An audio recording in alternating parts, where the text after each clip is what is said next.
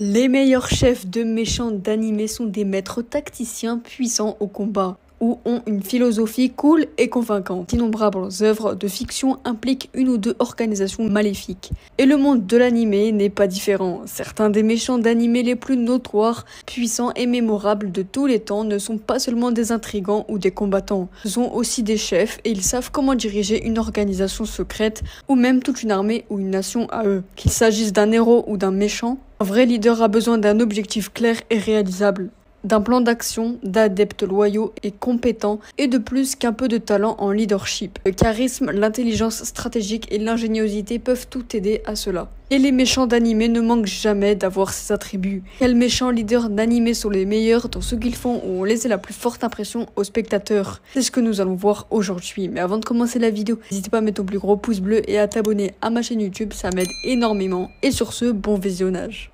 5e position, Pain était autrefois le leader extérieur de l'Akatsuki. Qui dirige exactement l'organisation Akatsuki?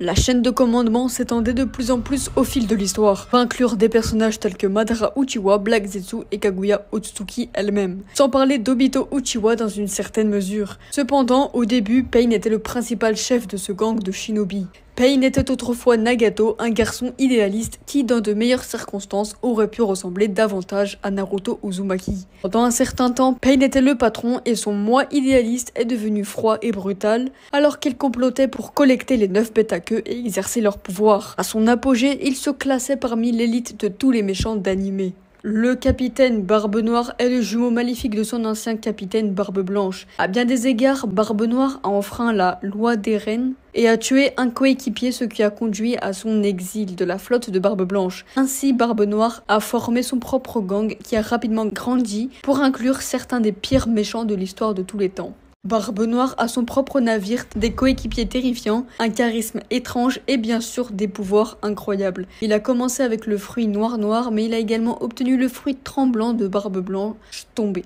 Il est maintenant le roi des ténèbres de la haute mer et l'un des plus grands défis de Luffy. 3e position, All for One, qui a cherché à faire de son propre monde une réalité. All for One, qui a un alter du même nom, est beaucoup plus âgé que tous les héros auxquels il fait face sur les champs de bataille. Depuis les premiers jours de Kirks, il a cherché à unir le monde sous sa direction et à rendre les gens heureux, et en se distribuant des Kirks en fonction des besoins. Mais bien sûr, il n'est pas complètement inoffensif à ce sujet. All for One voulait unir le monde entier en rendant tout le monde fidèle à lui personnellement. Son jeune frère ne pouvait pas l'accepter. All for One n'est pas seulement un super vilain d'une puissance titanesque, mais il a également mis fin à la carrière d'All Might. Il a inspiré une nouvelle génération de méchants pour terminer ce qu'il a commencé, y compris Tomura Shigaraki, le vrai mal ne meurt jamais. En 2e position, le capitaine Sosuke Aizen a tout prévu pour gouverner les cieux. Il semble que chaque dernière chose fasse déjà partie du plan de Sosuke Aizen. En étant donné son esprit brillant et son Zankabuto basé sur l'illusion, il est facile de voir à quel point il a eu une longueur d'avance sur les héros pendant tout ce temps. Le plan d'Aizen remonte à plus d'1 siècle et il a absolument tout pris en compte, même la naissance d'Ichigo Kurosaki. Aizen n'est pas seulement un maître intrigant, mais il rêve aussi grand, avec l'intention de remplir le trône vide du ciel et de gouverner toute la création. Dans une bataille, il est pratiquement invincible entre son Shikai, son escrime magistral, ses sorts Kido avancés et son énergie spirituelle. Il est le patron pour mettre fin à tous les patrons. Et pour finir, en numéro 1, Père est un maître ingénieux qui incarne des thèmes fascinants dans Full Metal Alchemist. Le cerveau du père a tout pour plaire. Des pouvoirs alchimiques incroyables, une grande ambition enracinée dans le sang et la symbologie des arcanes, une escouade de puissants serviteurs et même une connexion personnelle avec les héros. Edward et Alphonse Elric, Père n'est peut-être pas aussi puissant que Sosuke Aizen ou All for One, mais il est encore plus convaincant. Père rêve de faire tomber Dieu et de devenir un être suprême. Et il utilisera l'alchimie pour échanger des millions de vies humaines pour devenir un jour 7 ères suprêmes.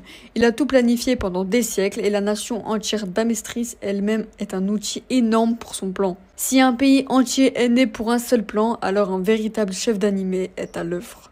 Voilà sur quoi la vidéo se termine. Si la vidéo t'a plu, n'hésite pas à mettre ton plus gros pouce bleu et à t'abonner à ma chaîne YouTube. N'hésitez pas à me dire en commentaire quel est votre animé préféré et quel est votre méchant préféré. Ça me ferait extrêmement plaisir, je lirai tous vos commentaires. Sur ce, c'était Akazu, je vous dis à la semaine prochaine et ciao.